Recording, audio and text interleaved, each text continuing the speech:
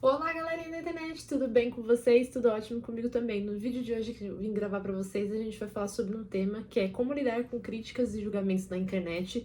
Se vocês gostam de vídeos assim como esse e outros conteúdos que tem aí no canal, deixa muito joinha aí embaixo, se inscreva no canal que é super importante. Está coçando. Ativem o sininho de notificação para receber esse vídeo e outros vídeos em primeira mão. E compartilhem esse vídeo com as pessoas que vocês acham que quer assistir esse tipo de conteúdo e outros conteúdos que tem aqui no canal. E bora pro vídeo.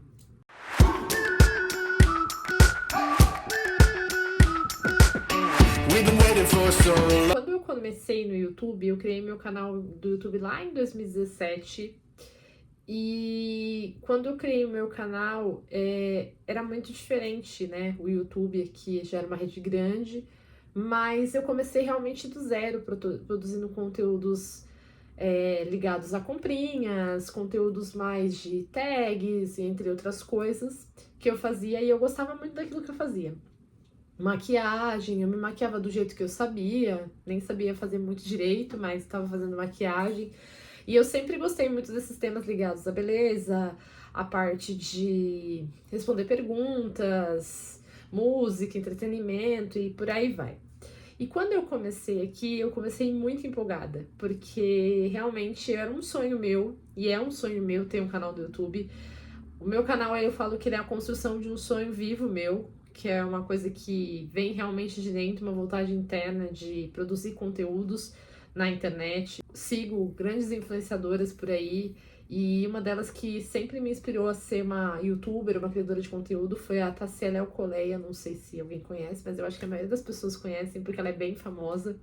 Então eu vi os vídeos da Tassi, né, lá atrás, quando ela começou, e ela me inspirou realmente a querer criar conteúdo na internet. E eu sempre assistia os vídeos dela e achava o máximo, achava muito legal como ela trazia, como era ela e outros influenciadores, né, faziam esse movimento todo. E eu sempre achei uma área de trabalho muito interessante, sempre me chamou a atenção. Só que assim, eu nunca tive coragem de fazer, eu assistia muito elas e não tinha coragem. E um belo dia, eu estava no meu último ano da faculdade de jornalismo, para quem não sabe, eu fiz jornalismo. E aí eu criei um Instagram chamado Opina Ingrid, que inclusive é o nome de um quadro que a gente tem aqui no canal. E aí eu quis fazer um Instagram separado para esse meu canal do YouTube. E aí eu criei o Instagram e criei meu canal do YouTube. E foi ali que eu comecei a produzir conteúdos. Postava fotos minhas, com os lookinhos do dia a dia, produtos, maquiagens, etc. E foi quando eu comecei a vir pro YouTube, né? Eu comecei a gravar conteúdos aqui pro YouTube. E eu fazia bastante conteúdos. Eu lembro até hoje que meu telefone era um Motorola. Eu usava um editor que chama Filmora, que inclusive é um editor que eu usei por muito tempo da minha vida, antes dos editores que eu uso hoje para editar vídeo. Eu fazia tudo pelo telefone celular e postava. E eu gostava muito de produzir conteúdo, muito. E aí meus vídeos começaram a aumentar, né, as visualizações, as pessoas começaram a assistir, as pessoas que eram próximas do meu vínculo em comum começaram a saber, começaram a me acompanhar, e tudo foi caminhando dessa forma na minha vida. Eu, nesse começo, eu não tinha muita vergonha, assim, de me expor, né? Eu ia, me jogava, fazia e caminhava tudo assim. E aí eu tive algumas situações da minha vida, né, envolvendo críticas e julgamentos, que me fizeram, de uma certa forma, me deram um bloqueio, que eu já vou entrar no mérito pra vocês. Eu criava muito conteúdo e eu gostava realmente do que eu fazia, só que eu não era especialista, eu não era especialista em maquiagem, eu não era especialista em música, entretenimento, tags, etc. Eu era a Ingrid que tinha coragem de aparecer e fazer os vídeos e gostava daquilo que fazia. E eu tava indo muito bem, né? Só que assim, durante esse processo, é óbvio que todo criador de conteúdo vai me entender quando eu falar. A gente passa por muitos altos e baixos em relação às plataformas, às entregas, a forma como a gente produz conteúdo, a forma como a gente se identifica e tal. E eu já tava nesse processo de altos e baixos. E uma vez, né, eu fiquei sabendo, né, que houve uma crítica que disseram que era construtiva, de uma pessoa próxima a mim, falando de algo, né, envolvendo o vídeo que eu estava gravando e o que eu estava fazendo. E a pessoa contou pra uma pessoa que eu gostava muito, né, e chegou até a mim o assunto. E aquilo, de certa forma, me chateou muito.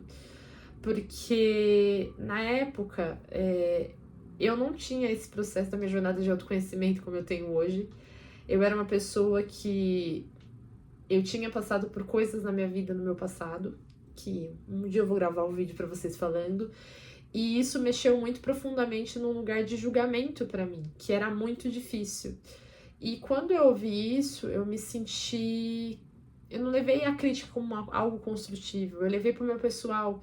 E eu lembro que aquilo me chateou muito, porque, sabe, na época não fazia sentido. Eu entendi a crítica hoje, com a maturidade que eu tenho, mas não era uma pessoa do meu vínculo, sabe? Era uma pessoa que eu tinha pouco contato, a gente até poderia ter contato, mas ela não era, a pessoa não era minha amiga, não era nada.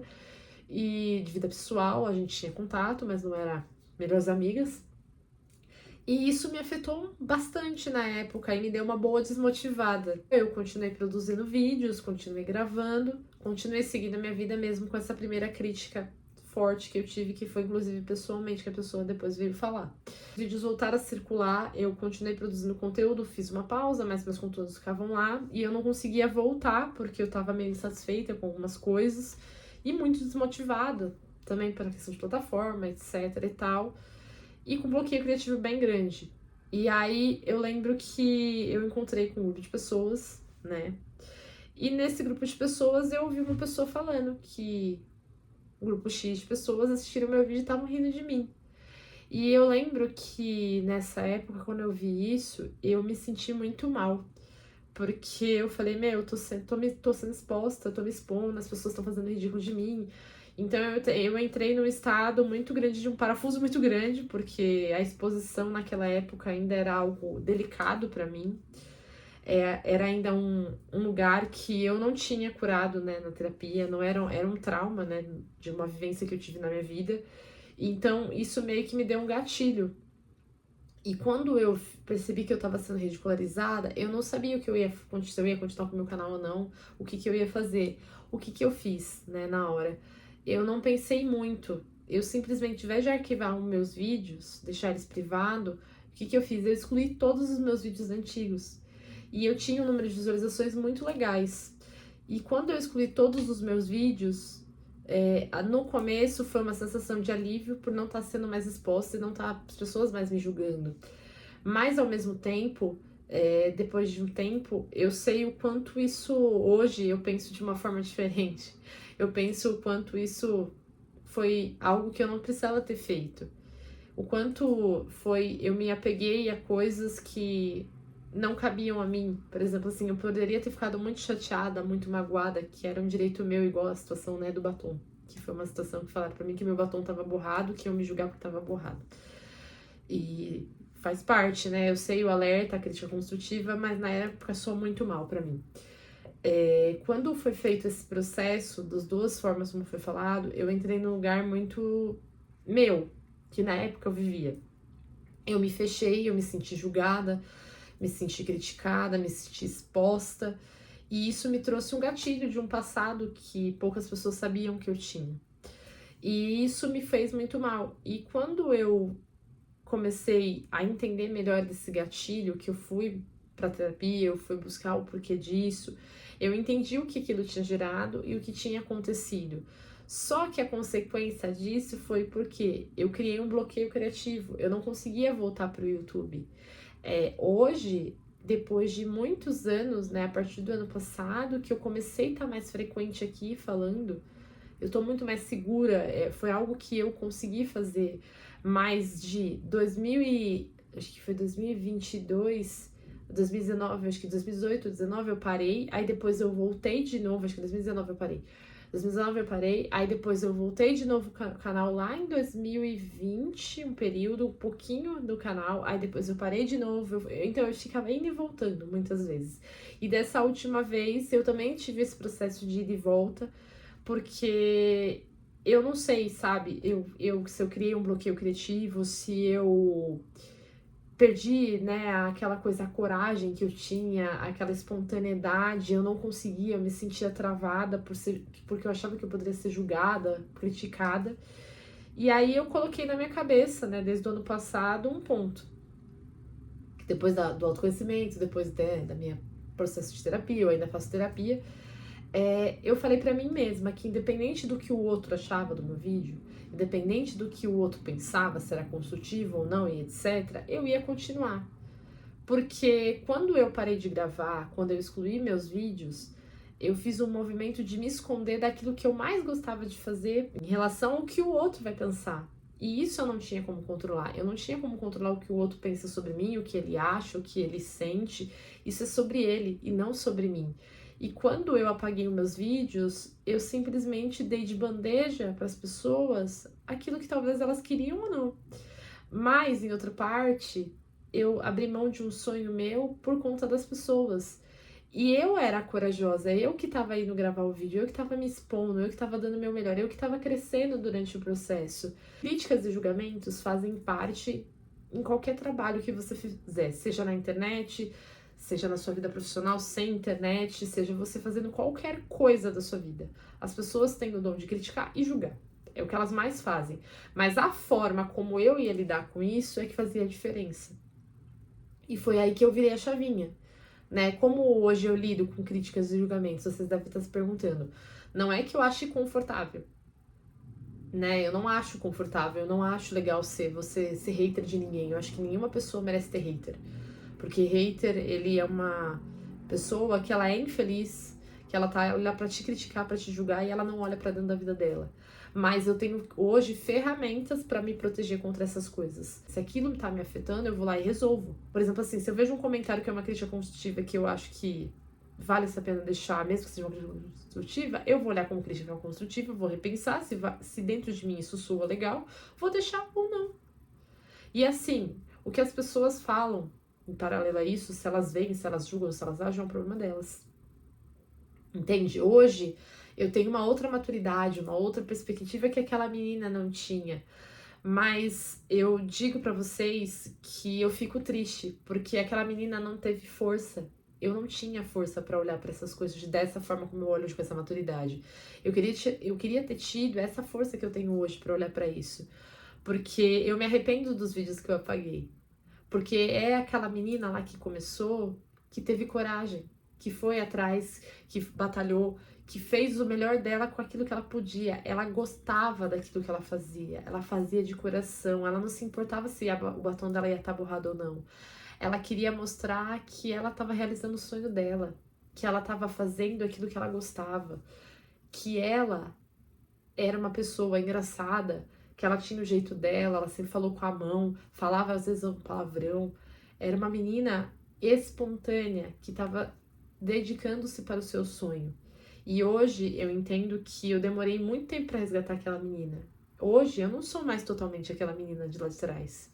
Lógico que hoje, depois de voltar no canal, pela minha idade, pela minha maturidade, né, por eu tá fazendo terapia, ter evoluído algumas coisas, ter cuidado, né, nessa parte do autoconhecimento, hoje eu sou mais amadurecida em relação a isso, eu sou mais firme, eu sou mais pontual, eu tenho caminhos, mas eu também tenho inseguranças, mas eu também não sou mais aquela menina espontânea que eu era.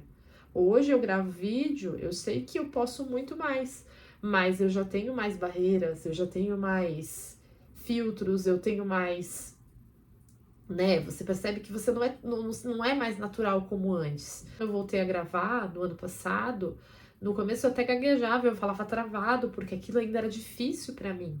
Hoje ainda é difícil pra mim gravar. Eu, assim, tô muito melhor do que como eu comecei de novo, mas assim, ainda existe, é um exercício dentro de mim. Só que o que que acontece? Eu entendi que se eu queria realizar o meu sonho, eu tinha que deixar tudo isso pra trás. Eu tinha que romper essas barreiras, eu tinha que entender que críticas e julgamentos faziam parte, vão fazer parte para sempre, porque não é, querendo ou não, eu tô fazendo um trabalho que é uma exposição. Vão ter pessoas que vão pensar como eu, tem pessoas que vão gostar de mim, tem pessoas que não vão gostar e tá tudo bem.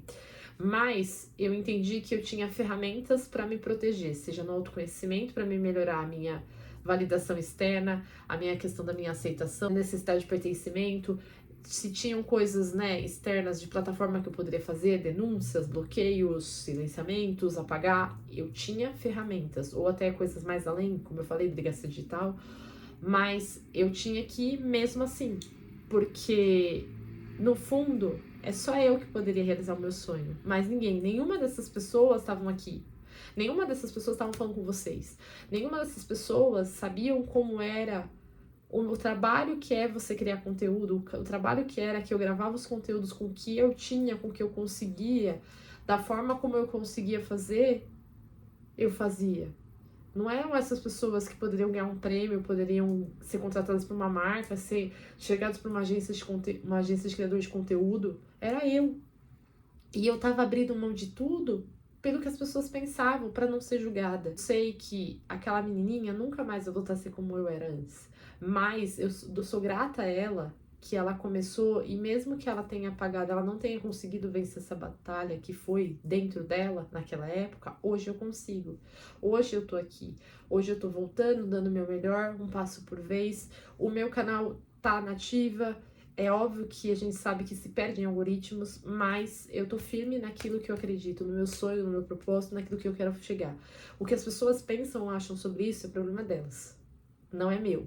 O meu propósito é só focar naquilo que eu acredito, e ponto. Eu sou uma pessoa bem pequena, perto de vários influenciadores que são grandes. Eu sei que o peso é muito maior, eu imagino o desconforto, porque não é fácil, gente. A gente tá aqui se expondo para pessoas que a gente nem conhece, que nem sabem totalmente da nossa vida, e a gente tá fazendo só o nosso trabalho. Que tem coisas que as pessoas podem gostar ou não, que é direito delas e que tá tudo bem. Mas eu acho que a gente tem que começar a pensar o como a gente lida com quem tá criando conteúdo e a gente lida entre nós na internet e na vida. Então, é uma questão que eu sempre falo. Empatia, ela não é seletiva. Empatia é para todo mundo. Então, se a gente prega por Setembro Amarelo, a gente fala sobre saúde mental, a gente fala sobre várias coisas, a gente tem que manter o que a gente fala. Porque não adianta a gente ir pro Setembro Amarelo, todo mundo vestir a camiseta do Setembro Amarelo, uma camisetinha amarela, etc. Falar sobre as questões emocionais, saúde mental, e no dia a dia das redes sociais ou na nossa vida a gente não ser coerente. Então é assim, a forma como eu lido é a forma que eu achei cabível para mim. Se você é um criador e você chegou aqui, eu acho que você vai me entender. Se você é um leitor meu, eu quero te passar essa mensagem. Você pode gostar muito do meu conteúdo ou não, mas isso não dá direito de você vir aqui e você me machucar. Você querer você ter uma crítica construtiva, tudo bem, eu vou olhar, vou ver se eu aceito ou não, que é um problema meu. Mas você vir aqui, você me ofender, você vir aqui me machucar, desculpa. Eu acho que é mais fácil você deixar de me seguir, acompanhar outra pessoa que é coerente com aquilo que você pensa, do que você ficar me batendo, sabe? Eu acho que é muito mais simples, muito mais fácil. E muitos, assim, mais confortável até pra você, porque aí você não vai poder ficar vendo minha cara e você não vai ficar se estressando comigo. Então, eu acho que a forma como a gente lida hoje nas redes sociais e na vida, eu digo mais nas redes sociais porque é onde eu trabalho mais, é um reflexo daquilo que a gente tem por dentro. A gente tem que, às vezes, olhar se aquilo que a gente diz pro outro é sobre o outro ou não é sobre a gente. Então, quem trabalha é óbvio que tá exposto, é óbvio que faz parte, é óbvio que é um risco. Mas isso não dá direito das pessoas malharem ninguém, cancelarem ninguém, machucarem ninguém, porque eu acho que não tá nesse direito, né? Você pode não gostar do outro, você pode não concordar com o outro, mas você não tem direito de você cancelar ninguém. Se você não gosta do conteúdo da pessoa, você não acompanha. Se você não concorda com as atitudes que ela tem, você tem outras ferramentas que você pode fazer. Deixa de comprar o que ela vende, toma suas medidas cabíveis e etc. Mas, meu, não seja um cancelador, sabe? Porque vocês não têm noção o quanto o cancelamento é prejudicial, não só para a saúde mental da pessoa, mas para um todo, seja na vida profissional, seja as pessoas que estão ao redor dela e etc. Então, assim, as pessoas que estão aqui me acompanhando, que são meus seguidores e que estão chegando, eu quero deixar uma mensagem para vocês. O meu canal não tem espaço para isso, tá? Bem claro. Eu falo sobre várias coisas, eu tenho visões diferentes sobre várias coisas. Nem tudo que eu vejo na internet tem coisas que eu concordo, nem tudo que eu vejo eu compro, mas eu tento ser o mais sutil possível e tomar as decisões que eu tenho que tomar. Eu não tenho que ser hater de ninguém, não cabe a mim. Eu acho que isso é uma coisa muito pesada, muito profunda. Eu tento ser o mais agradável possível, e se eu não gosto de algo, gente, é simples pra mim. Eu dou o follow, eu bloqueio, eu resolvo. Eu não fico acompanhando, eu sigo minha vida. Então é isso. Um enorme beijo pra vocês, até o próximo vídeo. Tchau!